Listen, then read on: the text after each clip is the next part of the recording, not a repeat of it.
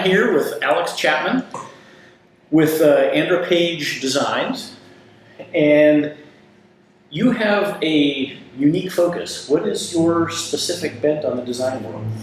Yes, so I answer that question in two different ways. There's the bulk of who I work for and where my business grew from, which is real estate design for realtors, and then it's kind of the reality of what realtors have needed, which is marketing materials. And in the design world, we call that layout design. So flyers, brochures, booklets, business cards. I also dabble in logo design and branding for people. So I really am a full-stop shop in terms of the type of design I do. I can do a website through different platforms like Wix or Squarespace or WordPress. You know, technology makes things pretty easy, but you need someone who has a design eye of how do all these things work together, so you don't have to pay thousands and thousands for a custom built design website anymore. You can have someone as a design eye work on it, and who has time. I mean, that's my business, right? And that's the thing in real estate is that, and really anyone's business is do what you do best and leverage everything else. Well, that's the whole thing, play to your strengths. I mean, absolutely. We don't have infinite time in our day. Well, I do. Oh, wow. I wish. Yeah. So, and how long have you been at this? So, I've been designing for about 7 years now. Okay. I got into real estate in 2014 as an admin for a team. And I was just finishing design school at that point. So I kind of designed through school and then released into the world. And actually design was a secondary field for me. Oh, really? I got a bachelor's at a 4-year college and did all of that. And then I worked for a couple of years and just was really looking. I really knew a creative outlet was somewhere in my existence. I just needed to find it. I kept thinking, I just need to take art classes to just enrich myself. Right. And I was actually looking at Bellevue College art classes and stumbled on graphic design, and I read the description and it was graphic design is communication design and it is applied art and all these terms that at the time were brand new to me. I'm like, oh, this is perfect for me. I'd been working retail as an operations manager. I was thinking, how can we take visuals and turn it into something that makes people feel good about what they're doing, and it just kind of ended up bringing all my worlds together and natural instincts of just how I think about the world anyways. How do you take ideas and turn them into realities? And wow, I think this is what I'm supposed to do. So I'm one of those cases where I woke up one morning and realized I want to be a graphic designer. That's what I was made to do. Yeah. Yeah, and so sometimes you've got artists who are trying to find, they doodle their whole life, and it's like, how can you make money at that? Exactly. Whereas I am a communicator, I'm a facilitator. When I went into real estate, I said I was an admin, so I'm a support role. And so it was just very natural for me to then, take my skills that I had realized I wanted to invest in. I did invest. I got the graphic design certificate, which really doesn't mean anything unless you can produce. And I just got to work right away with this real estate team. You needed everything. It's just kind of like, well, you're the admin. You're the one that's on staff right now, so make a flyer for the listing. Make it so. Make it so. That was everything. Make it so. And I look back at those early designs that at the time my rainmaker said, "Oh, this is so great. We're gonna be the best in the office." And I look back now, and it's like every month is, I do something new, and everything's changing, right? So it's like what looked good 5 years ago doesn't look good now anymore. That's the evolution of everything, right? Absolutely. So, and then other agents in the office started to see what we were doing on our team and said, hey, can you do some work for me? And I got a freelance business. I totally got the buy-in from my rainmaker. So absolutely, yeah. I mean, it's I'm brokered out of Keller Williams, which you are as well. Yeah. I did get licensed in that time. I still have my license. It's real estate's a full-time job. I don't know how anyone does real estate part-time. It's kind of a myth. Yeah, And absolutely. so, I'm on a team, so I could potentially still sell and just really lean on my rainmaker still. Right. And I just keep paying. I just got my bill, so it's time to pay my dues again. So it's a hard one to swallow when I'm not practicing right now. But I have a 3-year-old daughter, and so I know a time when she's in school and I get all my days of the week back. So right now my studio, the lower part of our home was unfinished, and so when I knew I was going to be doing this, and I decided after 3 years in real estate and freelancing graphic design and building a base, I realized it's my time to really take the plunge and do this full time, and so I started, and I was pregnant at the time I started to think about it, and I just had my daughter by the time I said, let's do this full time. Because it was just, I was like, I don't know how to do childcare, and work just an admin job. It's not really covering the bills. So part of it was life moving things along,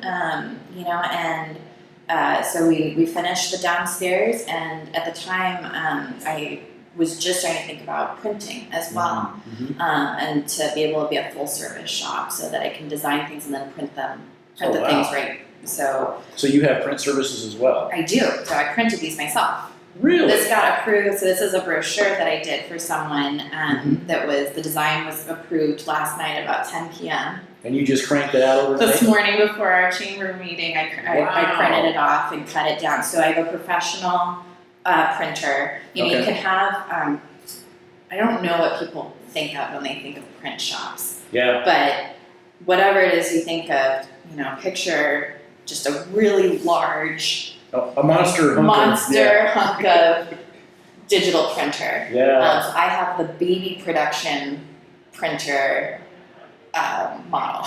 Okay. And it allows me to print books. It allows me to print postcards that I can mail for people. It allows me to print flyers, and then of course it's learning papers and learning stocks and. What feels professional? What takes something up a notch?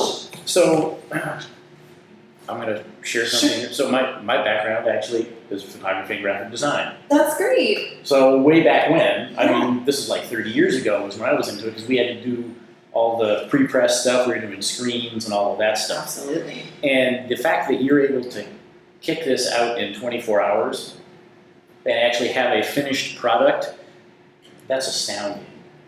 Technology is amazing. Yeah. And this is still a premium. I've learned in the last couple of years that that being able to turn something around in same day or next day. Right. You can't do that with anything really. I mean, a really busy print shop is going to say maybe 48 hours. Absolutely. There's walk in, do it yourself, but you got to kind of know what you're doing. And does it really always turn out great? Are things just a little off? I learned you can't just hit print. I know my settings. I've tweaked my printer. I've made sure it's doing stuff just the way I need it to. Well, there's a reason they have calibration settings. For color, for alignment. For your screen, for your monitors, for everything. It's everything. So it's been me really dialing in my business so that I can provide this for people. But people think, well, I can just order this online for half the price maybe, especially when you want to get quantities. Well, I'm ordering so many. And so I realized I have 2 sections of my business. I actually am a broker for an off-site print shop as well. So kind of a no-name mass print warehouse that smaller printers can utilize. And so I can provide anything that you want to. So you're basically working with a wholesaler that allows you to then crank out all kinds of high volume. All kinds of high volume. Yeah, because it makes sense, right? The bigger the machine, the more efficient the machine, the lower the price for a bigger job. Whereas I've just got my small printer. It's a large printer, but the large printer to do immediate things. So it's 2 services. One is immediate courier service. The other is price and efficiency. Yeah, that's fantastic. So I have both those, while at the heart being a graphic designer who wants to work one-on-one with people and really understand what they're wanting. I'm a small business. Real estate agents are businesses, each in and of themselves, whether their teams are independent or solo agents. And then, of course, there's businesses that you always think of restaurants, Right. bakers. Yeah. I'm trying to think of who else I work with. Pretty much all of Main Street is all small business. It's all small business, and Yeah. each one of them needs something. You bet. And what are they doing? They can't hire, what's the perception? A big design firm that's like not really what you need or Right. on your budget, or there's just online that you do it yourself and you're hoping it looks okay. So Right. where's the middle ground? Yeah. And that's kind of where I found that I have a niche to help people. That's really nice. I love the concept. And you say you've been doing it for 7 years. You have built obviously a pretty dedicated clientele. You're able to do it around actually having a family. You're serving the local community. Actually, so where's your what would you consider your primary service area? Do you have any area you focus? Or? You know what? Because I am licensed at the West Seattle Downtown Joint Keller Williams office, that's where a lot of my agents, that's where I've gotten a lot of business. Yeah. And then the new North Seattle office branched up, kind of grew from agents who really service North Seattle but were brokered at downtown. Right. And so they created that new office. So I would say that's my hub for the most part, because those are all the people that word of mouth started to share. It's like, how do I get this? Oh, call Alex. Yeah, no kidding. So that's really my base, but I've been growing as I became. I joined the Chamber of Commerce for Bothell 2 years ago, and so I've been able to help more and more people locally, and I've grown to the Kirkland office. I help people with the Kirkland Keller Williams, the Bothell Keller Williams. I have a few teams. This was made for people out of the East Side office. So. Interesting, I know nobody at the Bellevue office. So it's like I could certainly service Bellevue. Right. But it's just it's completely grown through word of mouth. And then, I market on Instagram, propagate to Facebook. But it's only who knows you already or who's connected with you already. And so that brings up another question. So you're doing graphic design, you're doing web design. Do you do any social media development for that platform? So I will create graphics. So I for instance, I had someone that I'm redesigning their website. They took their business into a new concept, and so we're revamping everything to elevate to this new concept. And she's like, "Oh, I need a new profile picture and a cover banner." Oh, okay. So I would do that. But when it comes to the thought process and the managing and being strategic, social media marketing strategy, I respect that field. And it's a whole different game, I know right? it's a different, I know it is. That's been a really interesting thing as a small, a budding entrepreneur, budding small business owners. What is my business? Right. Right, when you want to help people. So this is where I'm coming from. I want to help people. I could probably learn anything to a degree. But be really clear about who you are. Understand who you are so that you can optimally serve your clients You bet. and serve yourself. Yeah. So it's a growing up process too. It's just, and I know it's not, it doesn't. I want to be all things to all people, but. At a certain point you lose yourself in that and you're serving anyone. You bet. So really finding, it's again leverage. Here I am being leveraged to other people and then you overextend yourself, so. Yeah. Excellent. So what should the graphic design seeking public know about you that we haven't discussed already? I don't know if it's been conveyed just by me doing this interview and just my personality, but I like people. I like to talk to people. I like people's stories. I have a story. You have a story. We're now part of each other's shared story. And I've always been fascinated by how we are all connected.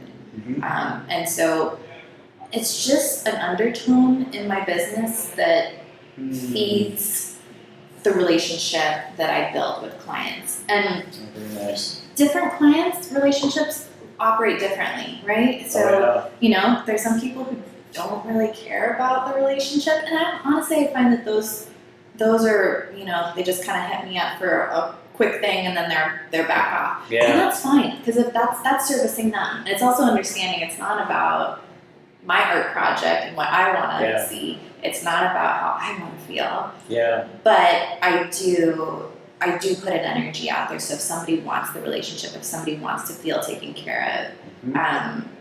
we were talking earlier about just the ebbs and flows of business seasons, Oh yeah. and summer really let up, and I missed my core clients in September Oh, hit, yeah. and I had about 5 or 6 of my original clients that were back asking for work, and Mhm. I had this feeling, my family's back. Yeah. How awesome is that? That's fantastic. It's a balance between, it is business, but Right. there's a personal element that makes it worthwhile. It's interesting you say that, because that's actually one of the reasons that I love doing these conversations. Being able to feel that sense of connection to the business community and sharing your story with everybody who's out there. That's cool. To me, it just feels like you're doing more than just a job. You're kind of exploring your purpose. Absolutely, I believe that. So I think that's really where the fun is. Yes. Well, that's where the authenticity is. That's where Right. the rightness is. When we feel Right. like we're in our right place, Mhm. is when we're doing something that's fulfilling a purpose that we can fulfill. Right. It's not something that no one else can do. No, Always. absolutely. It's just something I can do. Yeah. Yeah. And you get to bring your particular creative flavor to it, and you infuse whatever it is you do with you. Yeah. I think that inspires when people do that with their own lives, it inspires others to do that with their lives. Right. People who feel like they're stuck, or they just are prescribed, or they just have to role play, or Yeah. they have to be something because they're supposed to be. I think we're in an age of authenticity, Mhm. craving authenticity, Right. and thriving on it as well when it comes up. And so I think anyone who's kind of living their best life and trying to be awesome and just be real, Yeah. lets someone else feel like, oh, I can do that too. Well, I mean, they say that if your life isn't an adventure, what is it? Yeah. And I have made every attempt to live that, and it sounds like that's kind of where you're at too. Yeah. You're just kind of, everything is interesting if you ask interesting questions. Yes. Yeah. So, If you see the potential, if you just know there's possibility for yeah. everything to be an adventure, everything to be, it's just like, how could this be better? Whatever the thing is. Right. Well, just asking that question. It's like, well, be this and Yeah. this. It's probably doable. At Absolutely. least to some degree. Anything that you want to make better in your life, Right. how would you do that? And there's probably a couple things on the how list that can be done right now.